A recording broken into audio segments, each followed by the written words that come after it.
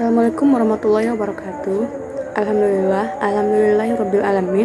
Wassalatu wassalamu ala asrofil anbiya'i wal mursalin wa ala alihi washabihi ajmain amma ba'du. Langkah yang pertama, puji syukur kita panjatkan kehadirat Allah Subhanahu wa taala yang telah memberikan kita nikmat kesehatan dan kesempatan. Selanjutnya salawat dan salam ke baginda Nabi Muhammad SAW dengan lafaz Allahumma sholli ala sayyidina Muhammad wa ala ali sayyidina Muhammad. Sebelum saya memulai video pembelajaran saya hari ini, izinkan saya memperkenalkan diri. Nama saya Mildani. Saya dari kelas Sistem Informasi 3. Di sini saya akan mencoba menjelaskan tentang pengantar bisnis digital dari pertemuan kedua sampai pertemuan ke-6. Yang pertama yang akan saya bahas adalah manajemen. Manajemen sendiri memiliki arti yaitu POAC atau biasa disebut dengan POA. POAC memiliki kepanjangan yaitu P sendiri artinya planning atau rencana, O artinya organizing atau menyusun, A adalah executing atau aksi yaitu menjalankan, dan yang terakhir adalah C yaitu controlling yang artinya mengatur atau mengevaluasi. Manajemen risiko perbankan. Manajemen risiko perbankan ada tiga risiko utama, yaitu pertama, kredit macet atau biasa disebut dengan risiko kredit. Karena hidupnya perbankan itu berasal dari pinjaman yang banyak. Yang kedua, risiko likuiditas atau dalam perbankan artinya pemberian bunga terhadap nasabah. Dan yang terakhir adalah risiko operasional, seperti maraknya hacker yang biasa kita lihat di televisi. Yang selanjutnya adalah manajemen harapan. Manajemen harapan memiliki tiga tahap, yaitu yang pertama harapan atau cita-cita. Pasti di dalam harapan atau cita-cita dalam menjalankannya, kita pasti dihadapi dengan gap atau masalah atau rintangan dalam masalah tersebut. Apabila kita mampu mengatasi masalah tersebut dan hasilnya baik, maka langkah yang harus kita lakukan adalah bersyukur, tidak sombong, dan tetap berusaha. Apabila kita gagal dalam mencapai gap, dalam mencapai harapan atau cita-cita, maka kita tidak boleh mengeluh, tetap berusaha dan dijadikan sebagai pembelajaran. Karena harapan menuju realita, karena tidak semua harapan sesuai dengan realita, dan itu di tengah-tengahnya ada yang namanya gap. Dalam manajemen harapan, apabila ketiga masalah dapat diatasi, maka daya saing dari setiap bank akan menjadi tinggi. Yang selanjutnya adalah pasar agregat atau yang biasa disebut dengan pasar yang menyeluruh. Pasar yang menyeluruh artinya seluruh pasar. Ekonomi makro adalah ilmu yang membahas tentang pasar. Pasar sendiri terbagi atas tiga, yaitu pasar barang dan jasa, pasar tenaga kerja, dan pasar modal. Yang pertama saya akan membahas tentang pasar barang dan jasa. Pasar barang dan jasa, sebelumnya pasar barang dan jasa terdiri atas dua, yaitu pasar persaingan sempurna dan pasar persaingan tidak sempurna. Sedangkan pasar tenaga kerja, yang pertama adalah employment dan yang kedua unemployment. Dan yang ketiga adalah pasar modal yang terdiri dari sekuritas dan futures. Yang pertama yang akan saya bahas adalah pasar barang dan jasa. Pasar barang dan jasa terdiri dari satu, pasar persaingan sempurna. Biasanya terjadi di pasar tradisional. Pasar persaingan sempurna adalah suatu pasar di mana jumlah penjual dan pembeli atau konsumennya banyak dan produk yang diperjualbelikan sejenis atau homogen banyaknya penjual dan pembeli dalam pasar persaingan sempurna.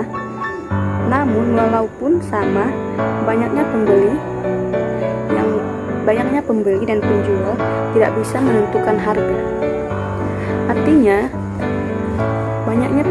walaupun banyak penjual dan pembeli dalam pasar tersebut, tetapi mereka tidak bisa menentukan harga, dan yang membuat harga tersebut adalah mekanisme pasar atau price market.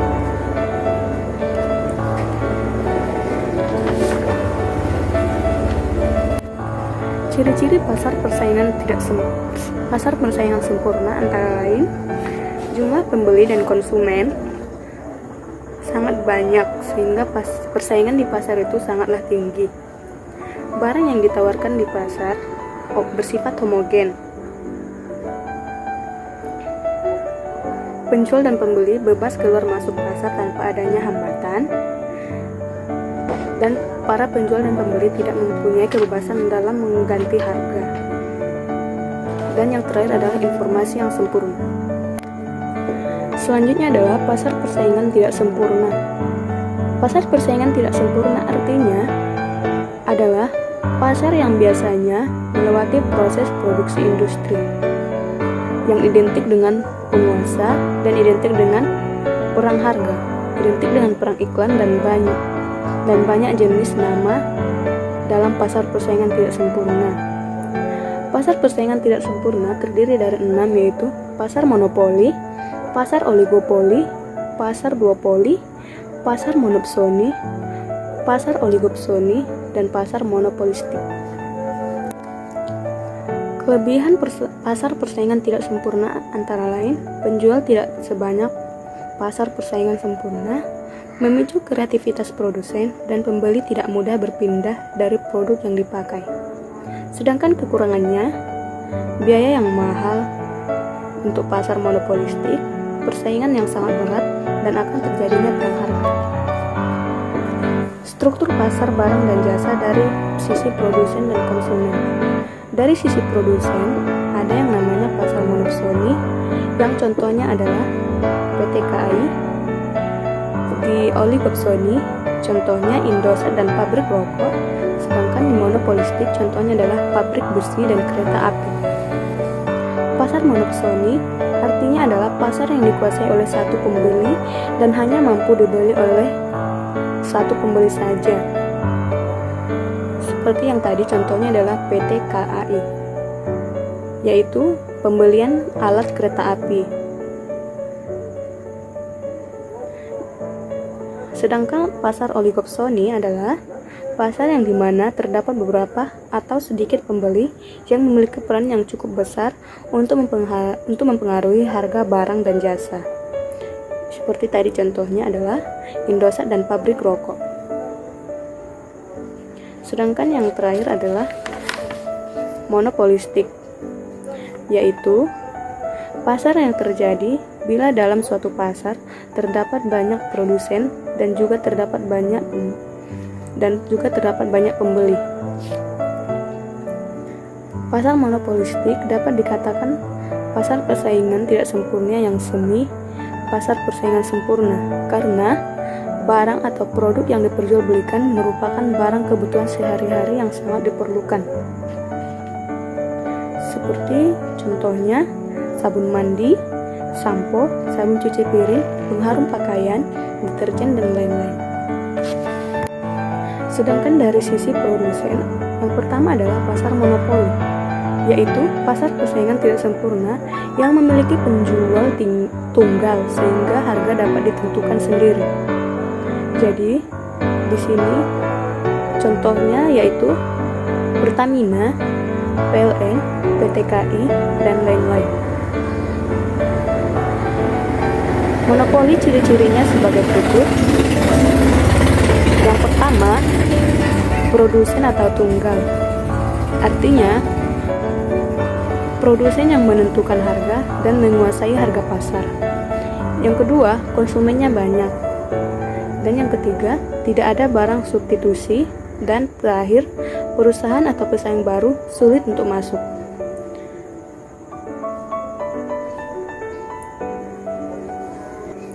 Yang kedua adalah pasar oligopoli.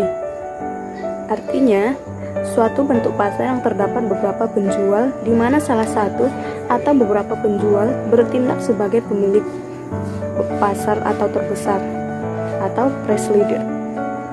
Contohnya adalah pasar bagi perusahaan barang-barang elektronik, pasar industri motor, pasar industri baja, industri rokok, industri air mineral, dan lain-lain. Dan yang terakhir adalah pasar duopoli. Artinya, pasar di mana barang dikuasai oleh dua perusahaan. Contohnya adalah Astra International yang menguasai Toyota dan Daihatsu. Selanjutnya adalah pasar tenaga kerja. Yang pertama adalah employment, yang artinya lapangan kerja yang tersedia bagi angkatan kerja, yaitu mulai dari usia 16 sampai 60 tahun. Angkatan kerjanya adalah penduduk usia kerja yang sedang bekerja atau sedang mencari pekerjaan. Angkatan kerja dibagi menjadi dua golongan, yaitu golongan employment atau angkatan kerja yang benar-benar mempunyai pekerjaan atau sudah diserap oleh permintaan kerja.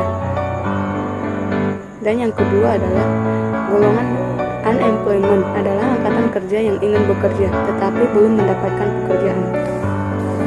Beberapa faktor yang mempengaruhi kesempatan kerja antara lain pendidikan, pengetahuan, keterampilan, dan keahlian.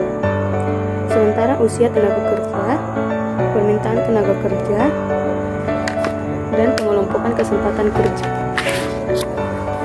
Sedangkan faktor yang mempengaruhi penempatan kerja adalah yang pertama latar belakang pendidikan, yang kedua kesehatan fisik, yang ketiga pengalaman kerja, 4 status perkawinan, 5 sikap, dan yang keenam adalah usia.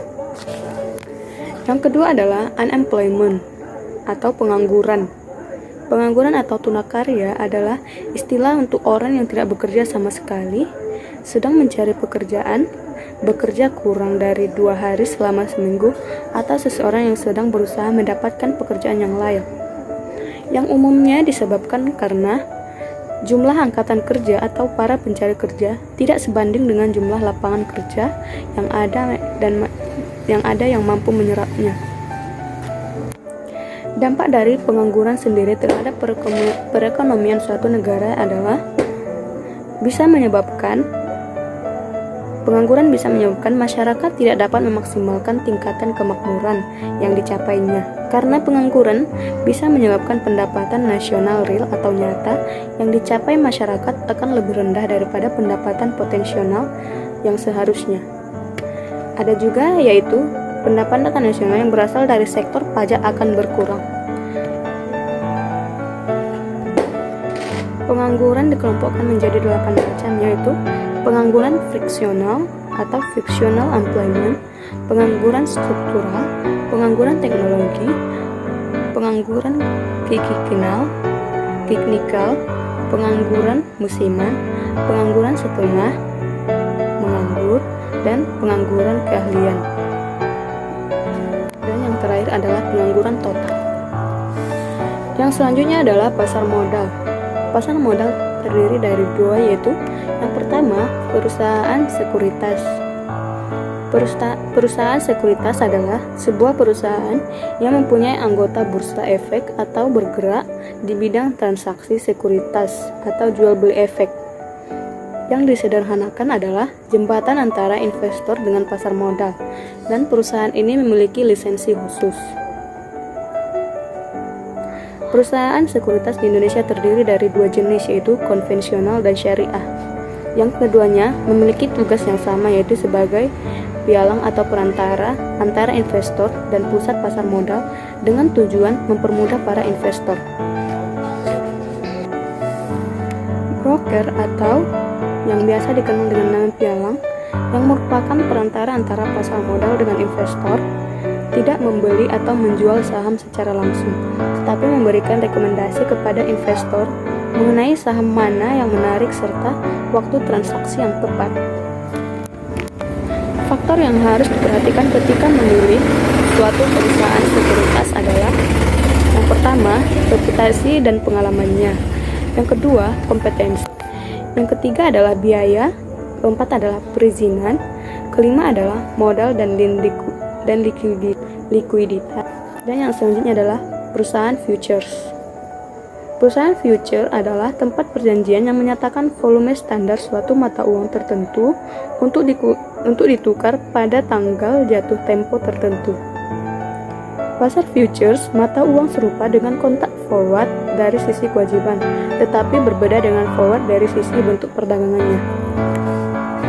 Ciri-ciri dari kontrak futures adalah daily resettlement atau penentuan harga setiap hari dan penetapan margin. Yang kedua, penjual dan pembeli harus bertemu. Ketiga, ukuran kontrak dan tanggal penyerahan telah distandarisasi. Empat, spekulasi publik yang berkualitas didorong. Dan yang kelima adalah mayoritas kontrak futures ditutup lewat reversing reverse sehingga penyerahan tidak dapat dilakukan. Kekurangan dan kelebihan perusahaan futures. Yang pertama adalah kekurangannya, yaitu keterbatasan jumlah mata uang yang diperdagangkan, terbatasnya tanggal penyerahan, dan kakunya jumlah kontrak mata uang yang diserahkan. Sedangkan kelebihannya yaitu kontrak future lebih kecil dan adanya kebebasan melikuidasi kontrak setiap waktu sebelum jatuh tempo. Dan yang kedua adalah kontrak futures yang diperdagangkan di pasar yang terorganisir dan jelas. Mungkin itu saja yang dapat saya jelaskan pada hari ini. Kurang dan lebihnya saya mohon maaf. Wabillahi taufiq wal hidayah. Assalamualaikum warahmatullahi wabarakatuh.